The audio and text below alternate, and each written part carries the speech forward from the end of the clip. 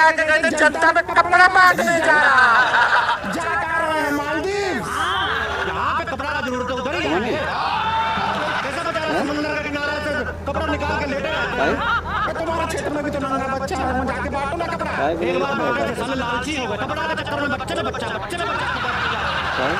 सिद्धू जी आप तो सियाने हैं, समझाइए ना कहाँ जा रहा है। अरे मैं क्या बोल रही हूँ, तो खुद भाभी को बोल के आते हैं, हम कमेंट्री करने जा रहे हैं, घुटना टिका के बैठ जाते हैं मल्लिका अरोड़ा के साथ।